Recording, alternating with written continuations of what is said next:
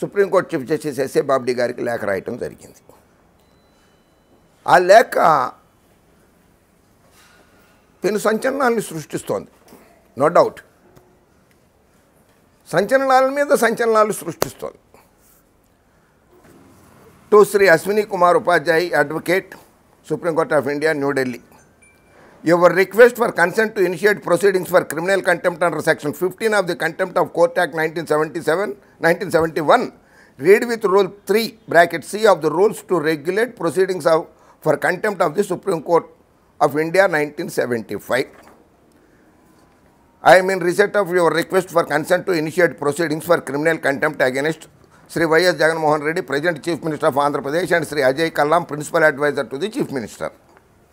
నీ లేఖ నాకు అందింది, మీరు రాసిన లేఖ నాకు అందింది. జగన్మోహన్ రెడ్డి గారి మీద, అజయ్ కల్లాం గారి మీద మీరు కంటెంప్ట్ కేసు వేయడానికి అనుమతించాల్సిందిగా కోరటం జరిగింది. ఆ లేఖ నాకు అందింది. I have carefully gone through the contents of your petition. ఇక్కడికి వచ్చేసరికి ఫస్ట్లోనేమో లెటర్ అని రాశారు, ఇక్కడికి వచ్చేసరికి పిటిషన్ అంటున్నారు ఆయన. ఇక్కడికి వచ్చేసరికి కోర్ట్ లాంగ్వేజ్ వాడారు. I mean receipt of your request for consent, ఇక్కడికి వచ్చి contents of your petition. I find that the objectionable statements have been made in a letter dated 6/10/2020 written by the chief minister to the chief justice of India honourable mister justice SA Bobde. ఆ లేఖల్లో objectionable అంశాలు ఉన్నట్లుగా ఉన్నది అని ఆయన. Attorney general గారు కాదు కదా తేల్చాల్సింది, అబ్జెక్షనబుల్గా ఉన్నదా లేదా అన్నది supreme court chief justice SA Bobde గారు తేల్చాలి. ఇక్కడ ఆయన అసలు ఇంత మటుకు గత నెల 6వ తారీఖు నాడు లేఖ ఆయనకి చేరిన తర్వాత, 8వ తారీఖు రాసిన లేఖ 8వ తారీఖు నాడు ఆయనకి చేరిన తర్వాత, గత నెల 8వ తారీఖు నుంచి ఈరోజు 3వ తారీఖు వరకు కూడా సదరు సుప్రీంకోర్టు చీఫ్ జస్టిస్ బాబ్డే గారు ఎటువంటి ఆదేశాలు కానీ చర్యలు కానీ తీసుకోలేదు దాని మీద.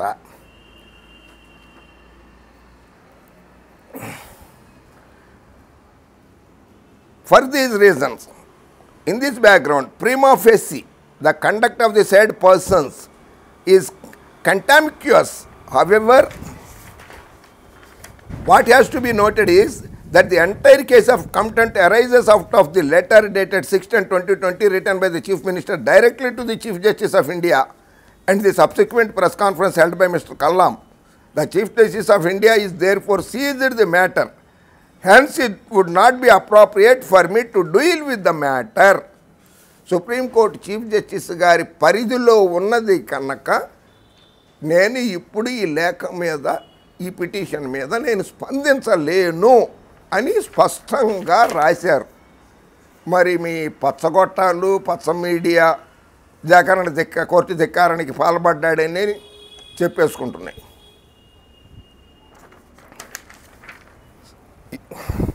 For these reasons, I decline consent to initiate proceedings for criminal contempt of the Supreme Court of India. నేను అనుమతించడం లేదు అని స్పష్టంగా లాస్ట్ లైన్ చదవండి. నేను అనుమతించడం లేదు అని చెప్పి శ్రీ కేకే వేణుగోపాల్ గారు అశ్విని కుమార్ ఉపాధ్యాయకి లేఖ రాయడం జరిగింది. ఆయన సంతకము. ఈ విషయాన్ని పక్కన పెడదాం కాసేపు. మరో గొప్ప విషయం జరిగింది ఇక్కడ.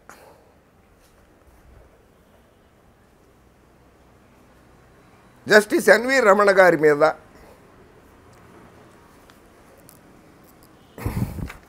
సుప్రీంకోర్టులో నిన్న dairy number 23895/2020 Boragadda Anil Kumar versus union of India case file అయింది సుప్రీంకోర్టులో. Writ petition dairy number 23895/2020 filed on 2/11/2020. Anil Kumar Boragadda, son of Boragadda Amrutha Rao, Guntur. Respondent, Union of India, Cabinet Secretary, Cabinet Secretariat, New Delhi, the State of Andhra Pradesh represented by Chief Secretary, the Registrar General of Supreme Court of India. Petitioner Advocate A. Lakshmi Narayanan. నిన్న బుర్రగడ్డ అనిల్ కుమార్ ఆయన ఓ petition వేశారు సుప్రీంకోర్టులో. Justice N V Ramana గారిని వారి కూతుళ్ళ మీద, justice Ramana గారి కూతుళ్ళ మీద అభియోగాలు మోపుతూ ఇన్సైడర్ ట్రేడింగ్ చేశారని అభియోగాలు మోపుతున్నారు కనుక, ఆ కేసు ఆంధ్రప్రదేశ్ హైకోర్టులో ఉన్నది కనుక జస్టిస్ రమణ గారిని సుప్రీంకోర్టు కొలీజియం నుంచి తప్పించాల్సిందిగా వేడుకుంటున్నాను. వన్ ఆఫ్ ద వండర్ఫుల్, ఇక్కడ భలే ట్విస్ట్ మీద ట్విస్ట్ వస్తుంది సుప్రీంకోర్టులో కూడా. కొలీజియం నుంచి తప్పించేసేయండి ఆయన్ని ఫస్ట్. కొలీజియం అనేది సుప్రీంకోర్టుకి ఒక గుండెకాయ లాంటిది. అటువంటి గుండెకాయలో నుంచి సుప్రీంకోర్టులో కొలీజియంలో నుంచి ఆయన తప్పించండి. ఆంధ్రప్రదేశ్లో జస్టిస్ ఎన్వి రమణ గారి కుటుంబ సభ్యులపై అవినీతి ఆరోపణలు నేను ముందు కూడా ఎన్నోసార్లు చెప్పాను. డిస్ప్రపోర్షన్ ఆఫ్ అసెట్స్ కిందకి రావచ్చు ఇది అని. ఇది గ్యాగ్ ఆర్డర్ కిందకి రాదు. సుప్రీంకోర్టులో రిట్ పిటిషన్ ఉన్నది కనుక నేను ఎఫ్ఐఆర్ కాపీ నెంబర్ చదువుతున్నాను. It doesn't come under the purview of the contempt of the criminal court. నేను చదువుతున్నాను ఇప్పుడు. ఎఫ్ఐఆర్ గ్యాగ్ ఆర్డర్ కిందకి రాదు. సుప్రీంకోర్టులో ఎస్ఎల్పి ఉంది, రిట్ పిటిషన్ ఉంది. FIR number 08/RCO-Anti-Corruption Bureau ACB-Guntur 2020 under section 13(2) read with 13(1)(d)(2) of the Prevention of Corruption Act 1988 under sections Indian Penal Code sections 409, 420 cheating, Indian Penal Code cheating అనమాట. read with section 120B IPC ACB police station Guntur. హైకోర్టులో, ఆంధ్రప్రదేశ్ హైకోర్టులో ఈ case గురించి తెలిసేంత వరకు కూడా supreme court న్యాయమూర్తి N V Ramana గారిని విధుల నుంచి తప్పించండి, అది పిటిషన్. దాంట్లో చాలా ఆసక్తికరమైన విషయాలు రాశారు ఆయన, లేవనెత్తారు.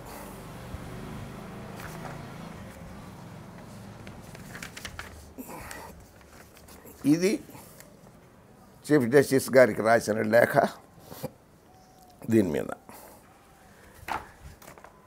ఇది రమణ గారి మీద, జస్టిస్ రమణ గారి మీద ఇది ఫస్ట్ టైం కాదు. ఇది సుప్రీంకోర్టులో కేసు ఫైల్ కావడం. జస్టిస్ రమణ గారి మీద 2012లో సుప్రీంకోర్టులో కేసు ఫైల్ అయింది ఒకటి. In the supreme court of India civil original jurisdiction writ petition civil number 174 of 2012 G. Manohar Reddy and another petitioners versus Union of India and others respondents. ఇది case. Justice N V Ramana గారి మీద 2012లో petition file అయింది. ఇందులో చాలా ఆసక్తికరమైన విషయాలు ఉన్నాయి. అందులో ఉన్నటువంటి ప్రస్తుత పిటిషన్లో ఉన్న విషయాల కంటే కూడా ఇందులో చాలా ఆసక్తికరమైన విషయాలు ఉన్నాయి. ఈ పిటిషన్లో, మనోహర్ రెడ్డి గారు దాఖలు చేసిన పిటిషన్లో అసలు జస్టిస్ ఎన్వి రమణ, ఈ రోజు నాడు సుప్రీంకోర్టు జస్టిస్గా ఉన్న ఎన్వి రమణ గారు లాయర్గా ప్రాక్టీసే చేయడానికి వీల్లేదు.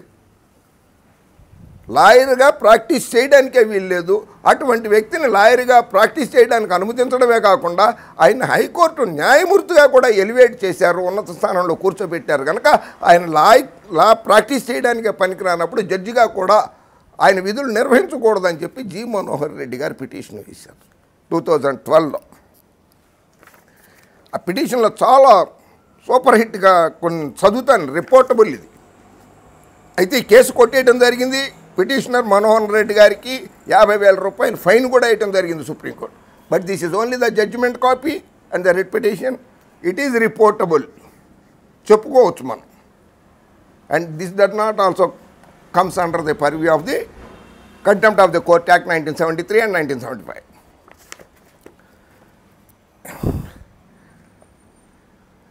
Quashing the appointment of respondent number 3 as a judge of the High Court of Andhra Pradesh and a writ in the nature of mandamus commanding the Bar Council of Andhra Pradesh to cancel his enrollment as an advocate. Bar కౌన్సిల్లో అడ్వకేట్గా నమోదు చేసుకున్న Andhra Pradesh high court bar అసోసియేషన్లో చేసుకున్నటువంటి అడ్వకేట్గా నమోదు చేసుకున్న దాన్ని తక్షణమే రద్దు చేయించండి. 2012లో ఎం మనోహర్ రెడ్డి గారు రిట్ పిటిషన్ నెంబర్ 174 ఆఫ్ 2012